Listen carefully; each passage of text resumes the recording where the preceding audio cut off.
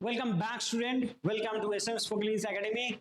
I am your communication coach, Samim Malik, and today we are going to learn something very much interesting. আজকে আমরা কি শিখবো দেখো, বিগত তিনটে ক্লাসে আমরা তিনটে প্যাটার্ন শিখেছি, তিনটে কথা বলার ধরন শিখেছি। আজকে তার 4 নম্বর ক্লাস।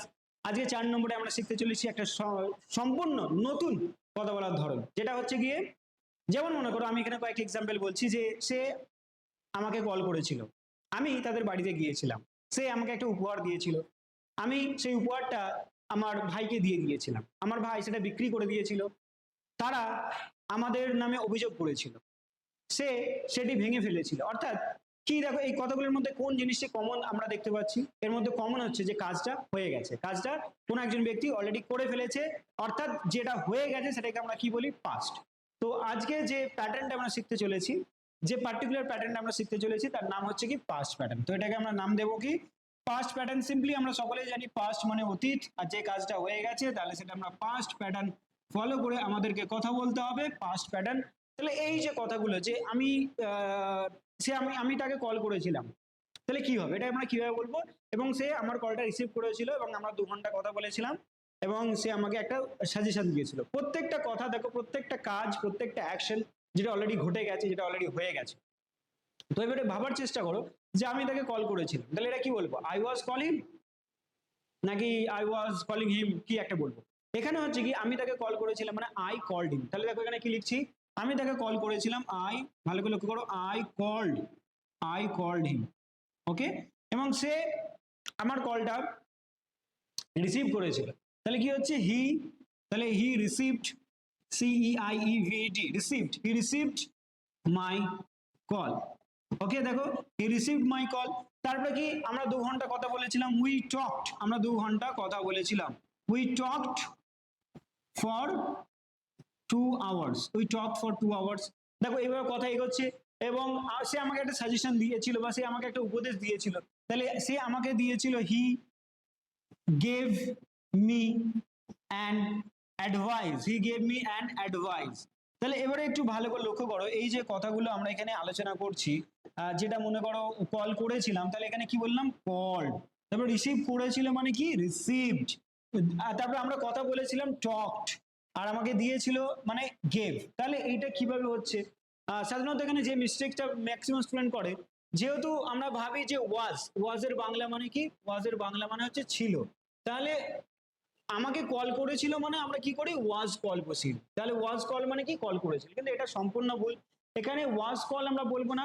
কল মানে আমি তোমাকে কল করি মানে আই কল ইউ, আর আমি তোমাকে কল করেছিলাম অর্থাৎ যেটা হয়ে গেছে সেখানে আমি কি লিখবো? দেখো কল্ড, COLED, ইডি যোগ হয়ে যাচ্ছে এখানে। তাহলে কল্ড মানে কি? কলটা করা হয়েছিল, কলটা কোনো একজন ব্যক্তি করেছিল, তাহলে আই কল্ড ইউ। তারপরে একই রকম ভাবে সে ফোনটা রিসিভ করেছিল, তো রিসিভ করেছিল মানে ওয়াজ রিসিভ কিন্তু নয়, এখানে আমাদের দেখতে হবে রিসিভ করেছিল মানে কি? রিসিভের V2টা কি আছে, যেটাকে পাস্ট ফর্ম বলা হয়। তাহলে হি রিসিভড, ইডি যোগ হয়ে যাবে আমার ক্ষেত্রে, হি রিসিভড মাই ফোন, এবং আমরা 2 ঘন্টা কথা বলেছিলাম। তাহলে কথা বলা মানে টক, তাহলে টকের V2 কি আছে? টক, তাহলে এখানে ইডি যোগ হয়ে গেছে। এরপরে সে আমাকে একটা সাজেশন দিয়েছিল, তো দেওয়া মানে গিভ, এবং দিয়েছিল মানে তাহলে গিভের V2 আমাদের এখানে কাজে লাগবে, তাহলে গেভ। তাহলে এইভাবে দেখো আমরা সমস্ত জায়গায় এখানে কি ইউজ করলাম? V2 ইউজ করলাম। আমাদের কি ইউজ করতে হবে? V2। আমি গিয়েছিলাম, আমি স্কুলে গিয়েছিলাম মানে I was go to school নয়, আই ওয়েন্ট টু স্কুল। আমি তাকে বিশ্বাস করেছিলাম, আই ওয়াজ ট্রাস্ট হিম নয়, আই ট্রাস্টেড হিম। সে আমাদের বাড়িতে এসেছিল, he came to my house, he came to my house. আমি একটা ফোন কিনেছিলাম, I bought a phone, I bought a phone. আমি তাকে ধন্যবাদ জানিয়েছিলাম, I thanked him. Okay, I thanked him. তাহলে এইভাবে আমাদের সমস্ত জায়গায় যেটা আমি করেছিলাম মানে কাজটা হয়ে গেছে, সেটা বোঝানোর জন্য আমাদেরকে কি করতে হবে? V2 ইউজ করতে হবে। আমাদের আপাতত তোমরা জেনে রাখো যে ভার্বের 3টে ফর্ম হয়, আমাদের দুটো নিয়ে এখন কাজ করতে হবে, V1, V2, V3। V1 মানে কি? এই যে গো মানে যাওয়া, ইট মানে খাওয়া, স্লিপ মানে ঘুমানো, আচ্ছা এইগুলো হচ্ছে V1 বলে। তো V1 নিয়ে আমরা যখন রেগুলার প্যাটার্নে কথা বলি যে আমি রাত্রিবেলা ঘুমাই, আই স্লিপ অ্যাট নাইট, কিন্তু যখনই বলবো আমি ঘুমাবো তখন কি করবো? ফিউচার প্যাটার্ন হয়ে যাচ্ছে, আই উইল স্লিপ করে দেবো। এবং যখনই বলছি যে আমি ঘুমিয়েছিলাম, অর্থাৎ ঘুমানোটা হয়ে গেছে, পাস্ট প্যাটার্নে চলে যাচ্ছি, সেক্ষেত্রে আমরা কি বলবো? যে I slept, or I slept for 2 hours, আমি 2 ঘন্টা ঘুমিয়েছি। তাহলে স্লিপ থেকে স্লেপ্ট এসে যাচ্ছে। এইভাবে আমাদের প্রত্যেকটা ওয়ার্ডের নিজস্ব V1, V2, V3 আছে। আমাদের V2টা এখানে সমস্ত জায়গায় V2টা এখানে আমাদের কাজে লাগাতে হবে। ওকে, আশা করি তোমাদের ক্লিয়ার হয়েছে। দেখো এরপরে আমাদের তাহলে কি বুঝতে হবে, তাহলে এইভাবে আমরা যদি বলে থাকি, আমরা যে মিস্টেকসটা আমাদের অ্যাভয়েড করতে হবে সেটা হচ্ছে সমস্ত জায়গায় ওয়াজ বা ওয়্যার দেওয়া যাবে না, এগুলো একদমই ভুল। আই ওয়াজ গো টু বলে কিছু হয় না, I went to. I was I was play football বলে কিছু হয় না, আই প্লেড ফুটবল।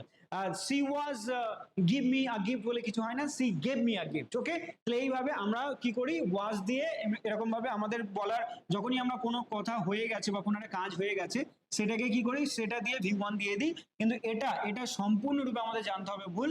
আমাদের এখানে তার বদলে কি ইউজ করতে হবে, V2, কোনো ওয়াজ বা ওয়্যার থাকবে না। যদি আমরা বলে থাকি, ফর এক্সাম্পল মনে করো আমি তোমাকে বললাম যে আমি তো তোমাকে এই ক্লাসগুলো করিয়েছিলাম, তো আমি ক্লাসগুলো করিয়েছিলাম মানে I was take your class বলবো না I took your class, I took this class or I completed this class. Okay, এইভাবে কথা বলবো। তো কেউ যদি বলে যে স্যার গত ক্লাসে আমি অ্যাটেন্ড করেছিলাম, I was attend last class, তাহলে সেটা তো ভুল হচ্ছে। তাহলে তাকে কি বলতে হবে যে I attended the last class. কেউ যদি বলে যে আমি প্রজেক্টে জমা করেছিলাম, I was submit the project, তাহলে সেটা ভুল। তাহলে কি বলতে হবে, আই সাবমিটেড দ্য প্রজেক্ট।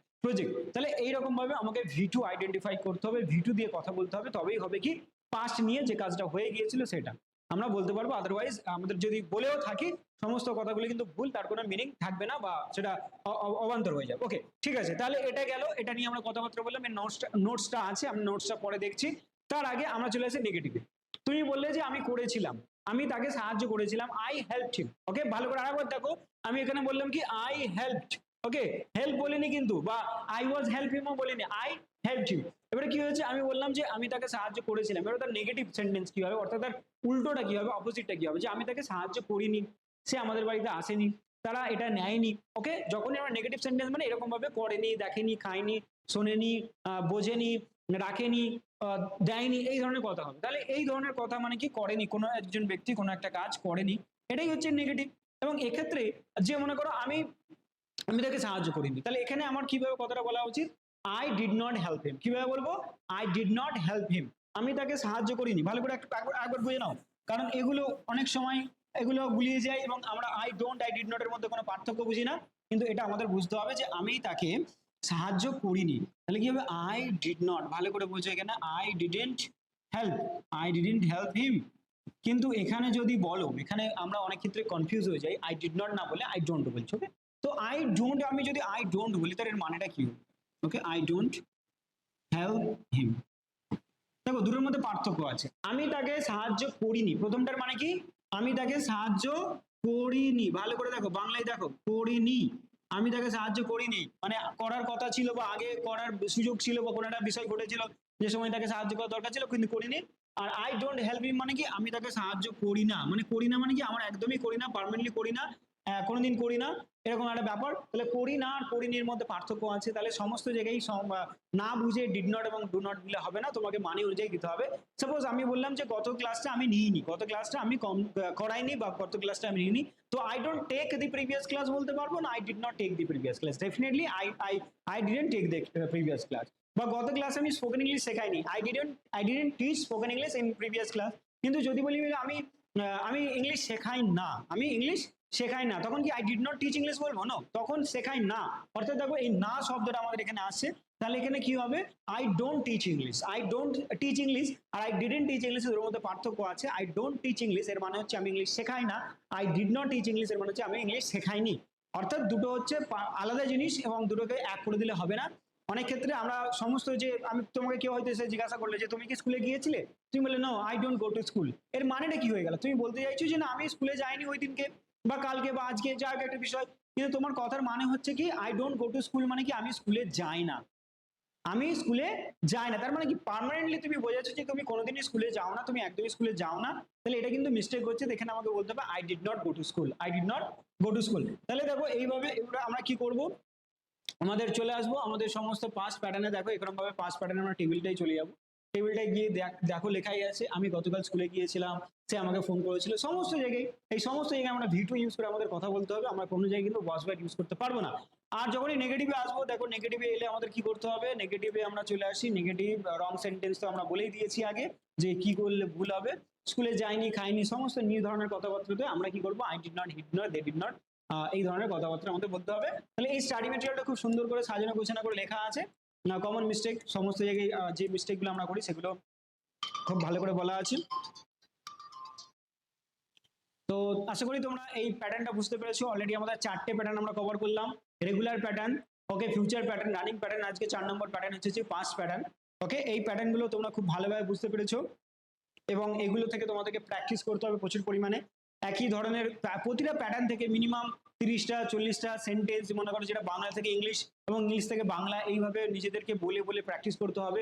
তো সেই প্র্যাকটিস করার জন্য যে প্র্যাকটিস সিট, সেটা তোমরা যদি এই ভিডিওর নিচে যে ডেসক্রিপশনে যে হোয়াটসঅ্যাপ নম্বর আছে সেই নম্বরে হাই সেন্ড করে বলো যে I need practice sit on this pattern, তাহলে তোমাদেরকে সেই প্যাটার্নের সেই প্র্যাকটিস সিট এবং যে স্টাডি মেটেরিয়াল সেটা পাঠিয়ে দেওয়া হবে। তোমরা নিজের মতো করে প্র্যাকটিস করে লিখে সেইগুলোকে সাবমিট করবে, সেই তার ছবি হোয়াটসঅ্যাপে পাঠাবে। আমরা চেষ্টা করবো যথাসাধ্য সেগুলো চেক করে তোমাকে ফিডব্যাক দেওয়ার। তাহলে আজকে এই 4 নম্বর ক্লাস আশা করি তোমাদের ভালো লাগলো। যদি ভালো লেগে থাকে অতি অবশ্যই আমাদের এই চ্যানেল এবং এই ইউটিউব চ্যানেলকে সাবস্ক্রাইব করতে ভুলবেন না, এবং সমস্ত বাংলা মিডিয়ামের ছেলে মেয়েদের সঙ্গে যারা ভাবে যে গ্রামার কঠিন, ইংরেজি ভাষা খুব বলা খুবই কঠিন, তাদেরকে এই ভিডিওটা শেয়ার করো। তারা খুব সহজেই আমার মনে হয় যে এইভাবে যদি তাদেরকে বোঝানো হয়, এইভাবে যদি তারা বুঝতে থাকে, অতি অল্প দিনের মধ্যে প্রত্যেকেই ইংরেজি ভাষায় কথা বলতে সক্ষম হবে।